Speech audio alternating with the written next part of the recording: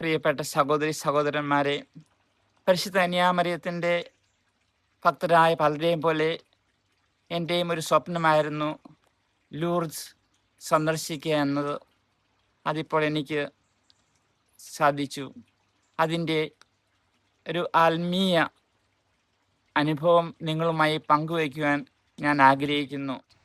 1858 പരിശുദ്ധ കന്യാമറിയം വിശുദ്ധ ബെർണാഡത്തിന് പ്രത്യക്ഷപ്പെട്ടു. സ്വന്തം സഹോദരിയോടും ബന്ധുവിനോടും കൂടെ വിറക് ശേഖരിക്കാൻ പോയ 14-കാരിയായ പെൺകുട്ടി ഒരു ഗുഹയിൽ വെച്ച് അതീവ സുന്ദരിയായ ഒരു സ്ത്രീയെ കണ്ടു. അത് പരിശുദ്ധ കന്യാമറിയമായിരുന്നു. പരിശുദ്ധ കന്യാമറിയം 18 തവണ വിശുദ്ധ ബെർണാഡിന് പ്രത്യക്ഷപ്പെട്ടു. പരിശുദ്ധ കന്യാമറിയം അവളോട് തൻ്റെ പേര് ഇമ്മാക്കുലേറ്റ് കൺസെപ്ഷൻ എന്ന് വെളിപ്പെടുത്തുകയും ഒരു ദേവാലയം ആ സ്ഥലത്ത് പണിയുവാനും ലോകത്തിൻ്റെ മാനസാന്തരത്തിന് വേണ്ടി പ്രാർത്ഥിക്കുവാനും അവളോട് ആവശ്യപ്പെടുകയും ചെയ്തു. ഫ്രാൻസിലെ ഒരു ചെറിയ ഗുഹയിൽ ആരംഭിച്ച ഈ സ്ഥലം ഇന്ന് ലോകത്തിലെ ഏറ്റവും വലിയ തീർത്ഥാടന കേന്ദ്രങ്ങളിലൊന്നായി വളർന്നിരിക്കുന്നു.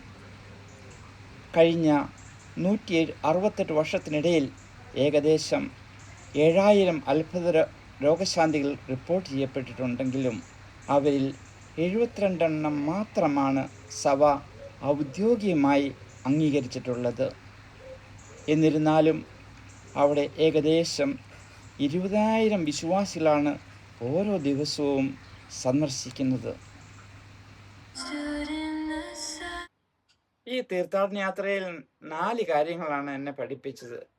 4 കാര്യങ്ങളാണ് എൻ്റെ മനസ്സിനെ തട്ടിയത്. അതും നിങ്ങളുമായിട്ട് ഞാൻ പങ്കുവെക്കാൻ ആഗ്രഹിക്കുകയാണ് ഇപ്പം. ഒന്നാമതായി ആളുകളുടെ അസാധാരണമായ സൗഹൃദവും സ്നേഹവുമാണ്.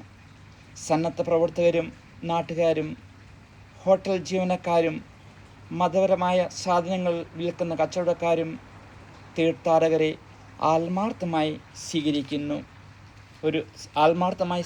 ഒരു അന്തരീക്ഷം സൃഷ്ടിക്കുന്നു.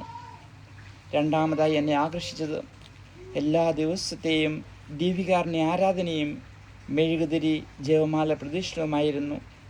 വ്യത്യസ്ത രാജ്യങ്ങളിൽ നിന്നും ഭാഷകളിൽ നിന്നും സംസ്കാരങ്ങളിൽ നിന്നും ജീവിത സാഹചര്യങ്ങളിൽ നിന്നും വന്ന ആളുകൾ ഈ പ്രാർത്ഥനയിൽ പങ്കെടുക്കുമ്പോൾ എൻ്റെ മനസ്സിൽ തട്ടുന്നത് ദൈവത്തിന് മുമ്പിൽ നാം എല്ലാവരും ഒരു കുടുംബമാണ്. നാം എല്ലാവരും ദൈവത്തിൻ്റെ പ്രിയപ്പെട്ട മക്കളാണ്. മൂന്നാമതായി എൻ്റെ മനസ്സിനെ തട്ടിയത് മാതാവ് ആവശ്യപ്പെട്ട പ്രകാരം വികാരി അച്ഛനും നാട്ടുകാരും കൂടി അവിടെ ഒരു ചെറിയ പള്ളി പണിതു. 3 വർഷത്തിന് അകം അവർ രണ്ടാമതൊരു പള്ളി പണിയുകയും 15 വർഷം കഴിഞ്ഞപ്പോൾ വീണ്ടും വലിയൊരു പള്ളി അവിടെ പണിയേണ്ടതായും വന്നു. അത്രമാത്രം തീർത്ഥാടകരായിരുന്നു.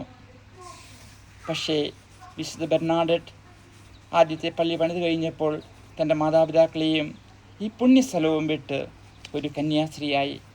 അവൾ ആ സ്ഥലത്തേക്ക് ഒരിക്കലും തിരിച്ചും വന്നില്ല.